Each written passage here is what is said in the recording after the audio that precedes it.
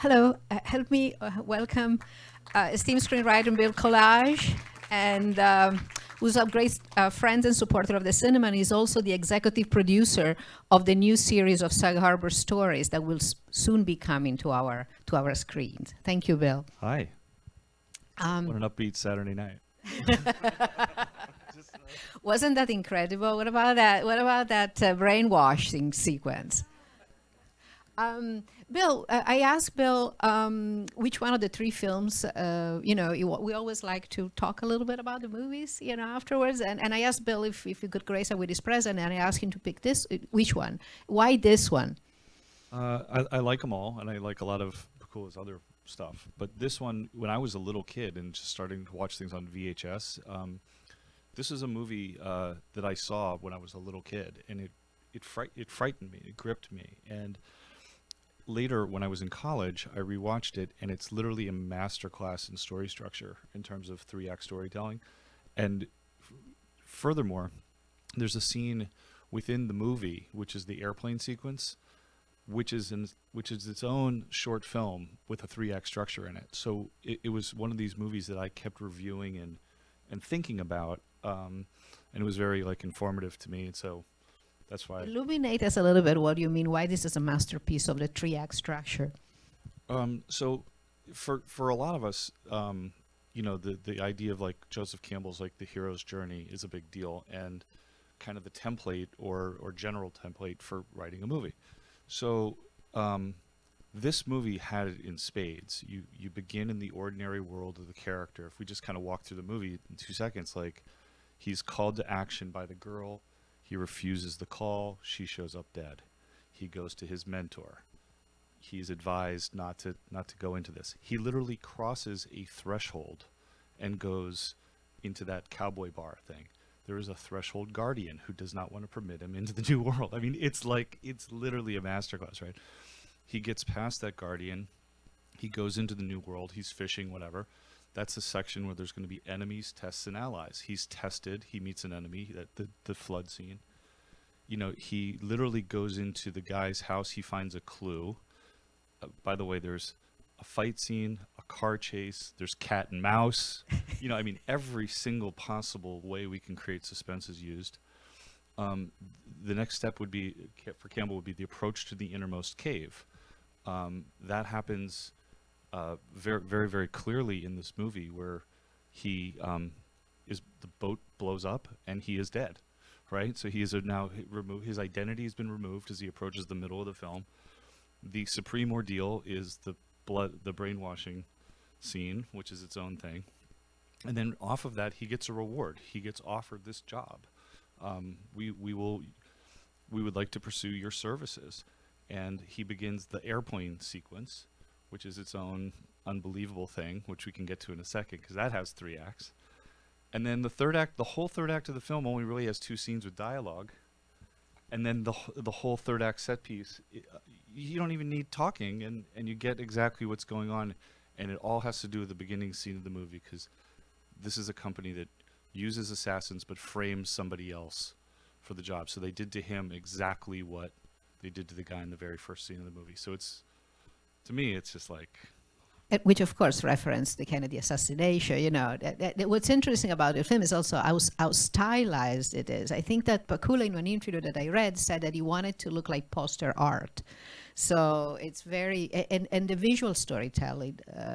There was one scene in particular where, first of all, if you think about just the plotting of the movie, you don't know who's assassinating whom and why. Both parties are being assassinated, and so the point of it was, for me anyway, we're just simple people, and there's this secret institution out there, and we don't know what they're up to or that's above our pay grade. And the scene where Warren Beatty comes out, and he's standing as a man, and behind him is that gigantic, what's the word I'm looking for? Building, so that's the man versus the institution, and we're never going to get through that wall. Matter of fact, the glass is reflective. You know what I mean? So I don't know. There was so much there that I thought they were digging into. I think the architecture of the film, again, as you say, and it's also just the size of men, and also these sort of American folk that is very apparent for a foreigner, but this, the parades, the flag, the cheerleaders, juxtaposed to this sort of completely impersonal, Big Brother, scary things, which is the glass, the space needle, the choice of doing this. I mean, it's incredible. Now about that airport scene. Yeah, I mean, if you think about the airplane scene, for me, it was, he sees the guy, he pursues the guy, he establishes the case. The guy goes into the airport. That's the crossing of the threshold. When Warren Beatty gets on the airplane, Campbell liked to talk about it. There's an ordinary world, and then there's the new world. Act 2 is you're in the new world. So it's like if it's 30 minutes, 60 minutes, 30 minutes. So in this case, the new world is on the plane. Same thing happens. He gets up. He's looking for the guy. Where's the guy on the plane? Where is he on the plane? He gets all the way to the restroom, comes back, gets the clue. The senator is on the plane. The guy who he was pursuing is not on the plane. So now he has to go all the way back. When he goes in the restroom, that's the innermost cave. That's the supreme ordeal, because he writes it on the thing. The guy, he opens the door. I'm going to get busted. Oh, no. Then he gets a reward by doing the thing. And the third act of the little mini movie is they return to the ordinary world, and they debark, the plane, and so you're right back to where, the scene work started. So it's literally a short film in the middle of a bigger movie. What do you think? Pakula was also beside being a visual stylist, was also a great actor's director. What do you think Warren Beatty brings to the film? Well, massive star power. He's so cool and like great looking. Even now, looking back, like, I mean, to me, he was at McCabe, Mrs. Miller was right before this. Shampoo is right in this pocket. The man was on top of his game in terms of star power and acting, and he also has a narcissism that plays, not unlike Nicholson in Chinatown, where don't poke your nose in that, you're going to get your nose cut off, and he literally gets his nose cut off. He's nosy. In this, the editor says to him, you and your whatever it is, narcissistic need for personal advancement or whatever is going to get you killed, and that's the cautionary tale. And Warren Beatty kind of embodies that swagger of, you don't think anything's going to happen to Warren Beatty. That's why the ending works. And it works very well in the scene where he sort of alters his personality when the guy comes and visit him and wants to recruit him, and he becomes this sort of aggressive thing. It's just like dials it up a little bit, but it's less benevolent. It's very, very good. And they set that up so nicely with the list, all the personality traits and the questions. I mean, you could see Warren in that scene, like literally acting. He's acting his butt off. Like he became another character. So it was pretty neat. And the brainwashing, the brainwashing, the timing of that montage and the way it progressed towards aggression, then Tor comes more and more and more. Do you think, I don't want to be generic, but it is a generic question. It feels to me when you see something like this, that again, there is so little dialogue in the second part of the film, and we don't really even need to understand everything, because it's just like, do you feel like films today tend to be more written, that there is more dialogue, and why do you think is so? Yeah, I mean, these guys all grew up in the era of like the visual storytelling. It was a really big deal to be able to tell a story visually, and we were all like taught all that stuff in school, and it's hard to do in the modern world, because then you get into the actual Hollywood world and everybody wants you to explain everything, and like over exposition is encouraged a lot to like help people understand, because there's this perception that the audience isn't going to get it. But I mean, I don't know, did any of us not get it? I mean, it's a lot of the times too, in the absence of stuff to specifically think about, you feel more, so in this, like, I don't exactly know who the Parallax people were or what they were exactly up to, but like, I was really on the ride with Warren Beatty. So when he shot at the end, I as an everyman am worried, and if you look at the world today that we live in, I'm worried, and that's why it's such a cool trilogy to program, it's perfect. Yeah, There is this sense. I mean, globalization wasn't even on the horizon on this, at least at the way we know it. But there's this sense of this ominous thing that no matter what, you're basically done. Someone else is, it's the Yeah. puppet thing. Someone Yes, else is pulling the strings, and you just are never going to know. Yeah, and at the same time, it was so ingrained in the culture of the early 70s, because you think these were the years where not only Clute, this and All the President Men, but it was Clockwork Orange. Nashville was a major assassination at the end. The Conversation, which we just showed, Godfather 2. I mean, Manchurian Candidate was in Manchurian there. Candidate, yeah. A lot of those. Yeah. It was, and Sidney Lumet had done some too. Like even the New York, like Serpico and the. Yes, yeah. There's always like a conspiracy, Yeah. always a crime. French Connection had just come out. So Yeah. it was, what an era. But yeah, but it feels like time travel to the present in a way, in a way, in sense of dread is a word I think you use for yeah. And very suspenseful. Like I don't know, is this the first time everyone has saw it, or like the third, or Yeah, because it like some of these scenes, like when you see them for the first time, Yeah. I found myself back there, like having seen it, like you just have to be patient. Like the guy's not going to get shot for like a really long time. But like, I imagine for the first time, you're like, okay, what's gonna happen? Yeah, and the other thing, the other great author of this trilogy, beside obviously Pakula, is Gordon Willis, is the director of photography, because there is so much black in this movie. You don't even see it's silhouetted. You don't know, and yes, it's so powerful. And he also shot The Godfather, which will be showing soon, and that's another thing. We tend to have a lot of light in films today. He was making things so dark that the studios were worried because they couldn't see it when they were watching the dailies. So it's a very great component. Another thing I really love is the use of sound. It was amazing. I mean, even in the the early car chase with the mud and if you just go back and look at that another time, like the expression of sound is so great there, and then there's so many quiet scenes, so he kept he literally was stepping on the gas and then taking the foot off the gas, and I don't know, I thought that was From the assassination at the beginning, when they go up on the roof, it goes almost silent, and it's that sort of rarefied where it keeps taking you in and out, and it's really very sensorial. I mean, cinema is sensorial, but this is a very it really manipulates your senses a lot. I know when we were sitting in the back there, that when the flood happened, I mean, it was total overload, and it went on for like a really long time, and then it drops out, literally drops out. So. Yeah, and I think Pakula specifically of the scene said that he was having a completely different setup, and then he saw that this the juxtaposition again of the pastoral thing of the guy fishing like on the stream, and then wow, you open this dam, this gigantic thing of cement. Yeah. Can't get past it. It's the same wall metaphor as the building, Yeah. Well, we are opening this for question. Raise your hand if you have. Okay, just one here. Adrian is going to bring you the mic so that we can. Oh well, listen, another one. I didn't see in the dark. That's fine. I can't see anything. No, we need the mic to record your to record the sound when we. If this movie was being made today, would it need to change, and in what way?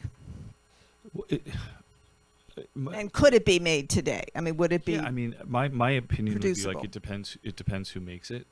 If the movie was made independently, it could be made. If the movie was made within the studio system, there probably just wouldn't be that big of an appetite for it, or you'd have to get really renowned, like the George Clooney filmmaker guy and the big star to want to be the Warren Beatty part. And even then, the test audiences is a big deal. So even let's assume the movie gets made, every movie gets tested, and the cards there's these cards you fill out. The cards would come back. What do you mean you shoot Warren Beatty at the end? And like, that is like a prime candidate for like a reshoot. But that's just a conjecture. I don't know. What do you?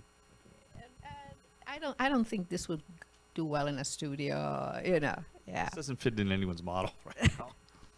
When there, and then I'll go with you. Hi. I just wonder if you have an opinion as to why in the second parade scene, as I kind of felt like it was in one movie, which is pretty rare, why they gave so much attention to the music and the tuba player, when they pan to the tuba player, and they make you think that they're going to shoot the guy while he's playing the tuba, and then they decide to do it when the band goes quiet and he's rolling towards the back. Yeah, I just think it was a case of mislead. I don't know the exact answer. There probably is one, and I don't know if that was in the script or not, but it seemed like there was just a lot of like suspenseful gamesmanship playing. You know what I mean? Like, yeah, and you establish, yeah, it establishes that guy for the ending too, because he's the one that points him out. Right, but like I think there was a lot of gamesmanship going on. Yeah, and I think that speaking of the tuba, the horns, you know, that this thing that sounds like a national item, you know, that the sort of soundtrack ominous that comes up once in a while, and it feels like it could be the beginning of a national item, but it's obviously the opposite. Hi. Sorry, I was getting used to this. So I wasn't born yet when this movie came out, but I find this period really, really fascinating. Sometimes we like talk about, like, can you imagine like people getting assassinated at all, like JFK and his brother and Martin Luther King Jr. and all, you know, it must have been such an interesting time in culture. So I guess my question is around cultural context at the time when this came out. Like, were people, you know, how did it play? Like, did people, did it make them think differently? Was it a hit? Was it not? Like, did it really resonate sort of culturally? Did people think about, well, wait, what is going on, and what maybe this isn't what should be taking at face value? Or I think this was the least. I mean, All the President Men was, you know, was much more. But it's an easier film because everything was on the newspaper. You know, it's also more realistic. It's less abstract. You know, and it's less gloomy in a way. You know, because it has a good end, at least relatively, you know. And Clute was more successful. This was a little bit less successful, and I think just because the tone is darker and it didn't make people stop and think, because right after this, you know, there was both the Lenin assassination and the Reagan attempted assassination. So I think you're exactly right to point out there was a lot of really confusing and traumatic stuff going on in the real use of the word trauma, you know. And it's also the evil of it is so you can't touch it. You see these guys, you know, that these psychotic people that get recruited, but you don't. It's just less reassuring to the extent that you know it's right now it seems easier to think, oh, corporate, you know, and say the evil corporation. It's much more defined. But in the early 70s, it was kind of untouchable. So it's really, you know, it's really, yeah. Well, it's you know, it's just less. I think it was more troubling that it's so undescribed. Yeah. Yeah, and the other thing is, over time, like, oddly, you know, the rabbit hole of violence, like in cinema anyway, and the celebration of it, and the built an industry around it. Like, there is a whole natural line to, like, let's go to Jason Bourne. You know, now he's the guy. You know, he's the parallax guy. You know, literally, and had identities created, multiple identities, and he's the guy that would have been going around doing all these things. You know, and there's 20 other references that we could all bore each other with, but, like, you know, the celebration of the guy that now goes around and does these dirty deeds in, you know, behind closed doors is a whole other genre that's a natural extension of this. We used to be afraid of these guys, and now we like have them as our heroes all the time. You know, it's crazy. Yeah, I think there's a gentleman there. Yeah. Oh, all day.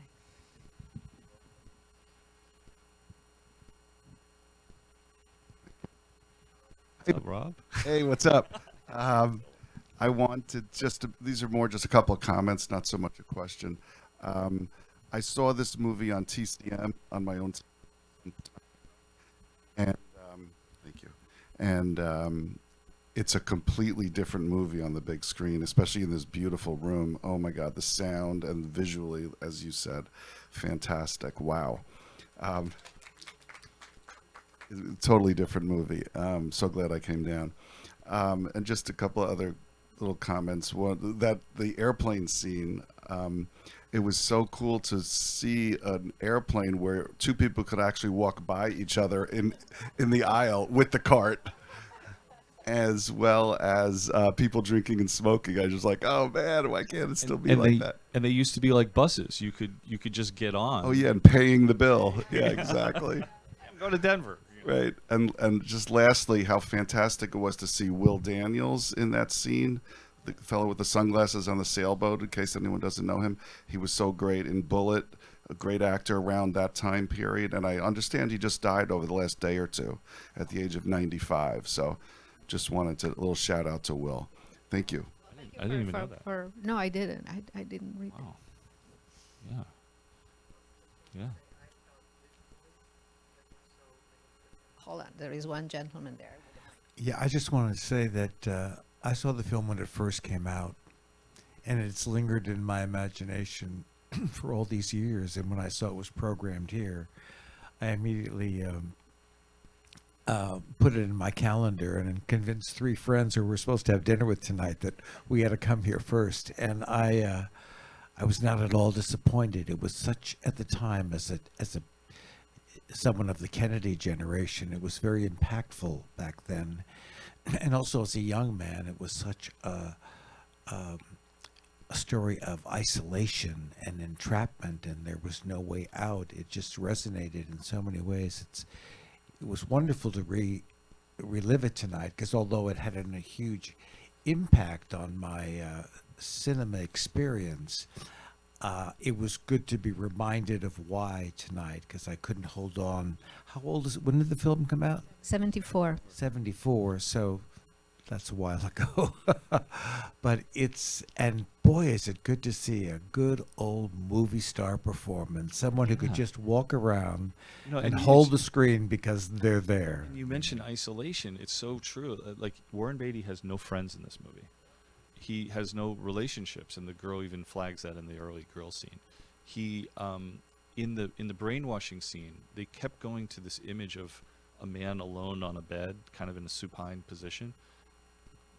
When Warren Beatty became that other character, he was alone in that room by himself, and I think that word that you bring up is like a real theme of the movie. You know, at the time, I mean, you probably know more than me. I was like 6 or something, but like, you know, we're alone.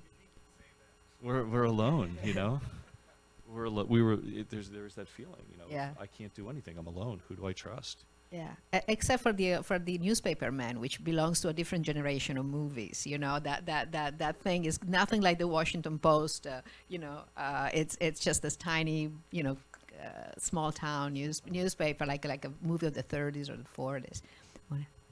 Yeah, I was just going to comment that I felt just visually there were a lot of graphic barriers and whatever, like if it was at the airport or just there was a lot of this feeling of that there were a lot of barriers to overcome to even get from one place to the other as to one character to the other. So I found that very It's impressive. nonstop. I mean, that's a Yeah. perfect comment. I mean, the elevators, there's always a wall, the guy standing on the wall, the way that he even depicted the airplane leaving. Like, it's like a Right. 30-second shot of essentially a wall that's moving. It's like exactly.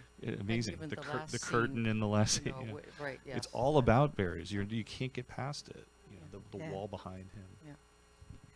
I think we have time for one more. Then we have another movie too.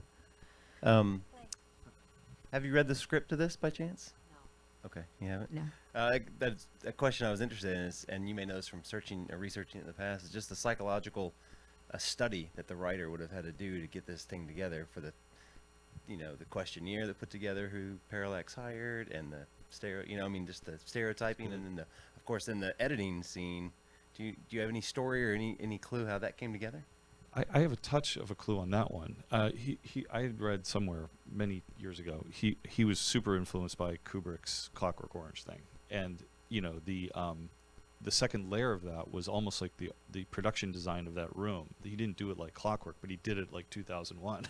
I mean, it was really, it was really heavily influenced. But I thought, I haven't read the script. I haven't been able to ever find the script for it, which is odd because there's a lot of stuff around. But it was based on a novel. The novel is super different, though. Yeah. The novel was about the Kennedy assassinations, the 2 assassinations. And he wasn't a newspaper He was a man. newspaper guy, No. but for my purposes, like, talk about a great adaptation. Like, he turned it into a movie. I mean, that's how I kind of began our conversation tonight, like that's how you write a movie. That's, you know, yeah. I just want to give who I actually knew as a friend, Lorenzo Semple, one of the screenwriters on this, a lot of credit for that. He also adapted 3 Days of a Condor, another paranoia movie. Yeah. Amazing job. Right? Well, so there's another one. Okay, very last. Well, all I can tell you is that I was in the thick of everything in 1974 in New York City. I've never heard of this movie. I didn't hear one thing. I don't know where it would have ever been playing, because I saw, you know, most of the things that were out, and including Shampoo with Warren Beatty, and being at a party with, you know, photographing, because I was a photographer at the time. So if it came out in New York City, it must have been out for a minute and then tossed. Yeah. Cinema One. Wow. Cinema One doesn't exist anymore. Yeah, well, possibly. Well, anyway, I think Thanks to you for bringing that up. I mean, that's a good. thank that's you a for good one, coming. Giulia. Please, if you can come tomorrow to see All the President Men, and also that we have a documentary on Alan Pakula, and the director of the documentary is gonna be here. So thank you, Bill. Thank you. Thank you.